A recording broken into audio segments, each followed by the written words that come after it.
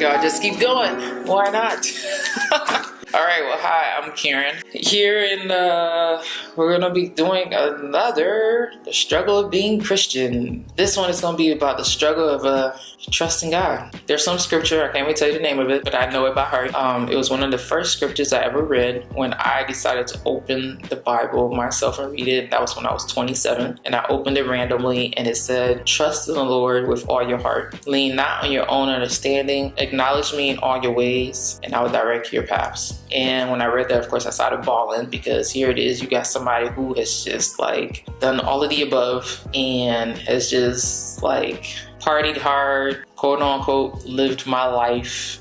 And here it is. I open the Bible and then this is what I read. So I just opened up and I saw this heading and I wanted to read it, just see how it goes. All right, this is from Isaiah. This is Isaiah 51. And it says, "A call to trust the Lord." And I know that's most of us, our problem. We don't trust nobody, self-included. We don't trust nobody. So how is God expecting us to trust him? We can't even trust people. So let's jump into this. All right. So listen to me, all who hope for deliverance, all who seek the Lord. Consider the rock from which you were cut, the quarry from which you were mined. Yes, think about Abraham, your ancestor, and Sarah, who gave birth to your nation. Abraham was only one man when I called him. When I blessed him, he became a great nation. The Lord will confront Israel again and have pity on her ruins. A desert will bloom like Eden, a barren wilderness like the garden of the Lord. Joy and gladness will be found there. Songs of thanksgiving will fill the air. Listen to me, my people. Hear me, Israel. My law will be proclaimed and my justice will become a light to the nations. My mercy and justice are coming soon. My salvation is on the way. My strong arm will bring justice to the nations. All distant lands will look to me and wait in hope for my powerful arm. Look up to the skies above and gaze down on the earth below, for the skies will disappear like smoke. The earth will wear out like a piece of cloth. The people of the earth will die like flies, but my salvation lasts forever. My righteous rule will never end. Listen to me, you who know right from wrong, you who cherish my law in your hearts. Do not be afraid of people's scorn, nor fear their insults, for the moth will devour them as it devours clothing. The worm will eat at them as it eats wool, but my righteousness will last forever. My salvation will continue from generation to generation. Wake up, O Lord. Clothe yourself with strength. Flex your mighty right arm. Rouse yourself as in the days of old, when you slew Egypt, the dragon of the Nile. Are you not the same today? The one who dried up the sea, making a path of escape through the depths, so that your people could cross over? Those who have been ransomed by the Lord will return. They will enter Jerusalem singing, crowned with everlasting joy. Sorrow and mourning will disappear, and they will be filled with joy and gladness. I am the one who comforts you. So why are you afraid of mere humans, who wither like the grass and disappear? Yet you have forgotten the Lord your Creator, the one who stretched out the sky like a canopy and laid the foundations of the earth. Will you remain in constant dread of human oppressors? Will you continue to fear the anger of your enemies? Where is their fury and anger now? It is gone. Soon all you captives will be released. Imprisonment, starvation, and death will not be your fate. For I am the Lord your God, who stirs up the sea, causing its waves to roar. My name is the Lord of heaven's armies, and I have put my words in your mouth and hidden you safely in my hand. I stretched out the sky like a canopy and laid the foundations of the earth. I am the one who says to Israel, you are my people. Wake up, O Jerusalem. You have drunk the cup of the Lord's fury. You have drunk the cup of terror, tipping over its last drops. Not one of your children is left alive to take your hand and guide you. These two calamities have fallen on you: desolation and destruction, famine and war. And who is left to sympathize with you? Who is left to comfort you? For your children have fainted and lie in the streets, helpless as antelopes caught in a net. The Lord has poured out his fury. God has rebuked them. But now listen to this, you afflicted ones who sit in a drunken stupor, though not from drinking wine. This is what the sovereign Lord, your God and defender, says. See, I have taken the terrible cup from your hands. You will drink no more of my fury. Instead, I will hand that cup to your tormentors, those who said, we will trample you into the dust and walk on your backs. After reading something like that, what else can you say? Dang, this was a long passage. I wasn't expecting it to be this long.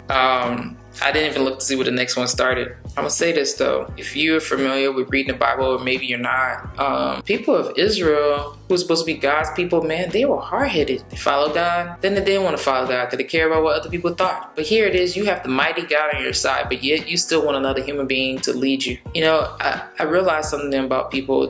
Sometimes some people are going to be forever ungrateful. Not everybody. It's funny. It's like we do it. We don't put our full trust in God. We see what God has done in our lives, and we'll still turn around and have doubt. We'll still turn around and lack faith because it's some new situation. Like if God didn't get you out of that one, like he couldn't get you out of this one just because it's something new. And people go back to their ways. They go back to doing them. They go back to getting drunk, having sex, worshiping other gods. And worship other gods mean you could worship your job, you could worship the car you're driving, you could worship all the chicks you date and screw and have sex with.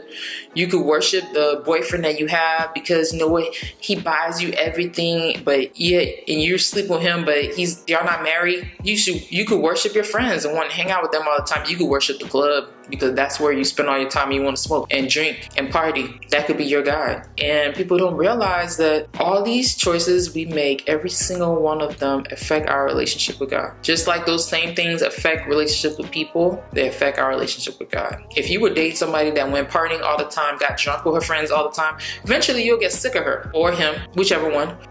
If you were dating somebody who you knew was having sex with you, but you knew you weren't the only one and he was having sex with everybody else, you know you would be pissed with him. But guess what? Y'all are married. So it's no different like of our relationship with God. And yeah, we can go to church on Sunday. We can post up all this stuff on social media, posting how much we love the Lord. But here it is. No, we don't. Because we're not willing to give up nothing. We love the Lord, but I'm still have this boyfriend and still keep having sex with him because what? You don't want him to leave you?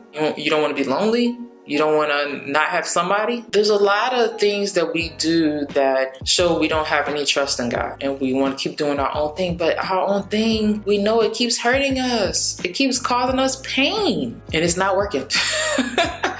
Keep doing the same thing with new person, day in, day out. Somebody new. You break up with this person. You turn around, you get with this one. And you start doing the same thing. You're doing the same thing. You're just doing it with somebody new. It could be sex. Sex is your God. Or getting high. Getting high could be your God because it gives you your relief for the moment.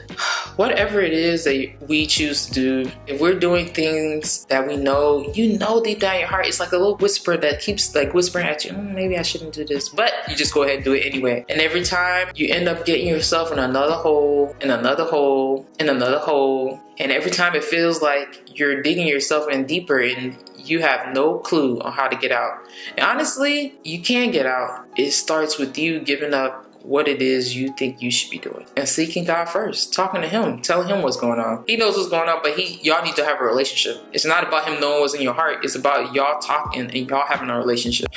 But I think like what all people forget, because they'll be like, oh, God is love, blah, blah. Yeah, God is love. And when you love your child, guess what? You discipline them. You whip their butt. After you talk to them, they don't listen. You give them a warning, they don't listen. You put them in the corner or put them in their room, they don't listen. After that, you got to whip their butt. You got to give them something where they will feel it. Because you know what? When you love your child, guess what you do? You spank their butt because you know you want them to be better. You want them to do better. You don't want them to just run loose, run wild forever, because if you don't care, you'll let them do whatever. And there's a part in the Bible that says God chastens those that he loves, meaning you get spanked. When he loves you, he'll spank you to get your attention. Because clearly, you just keep doing your thing. You got warning after warning, you still not paying attention, you just keep moving forward.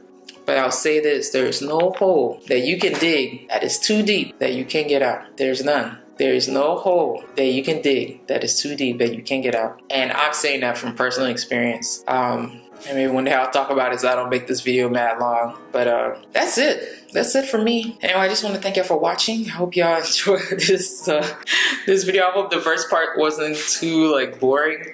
But the more and more you start to read the Bible, it doesn't all sound like some foreign language.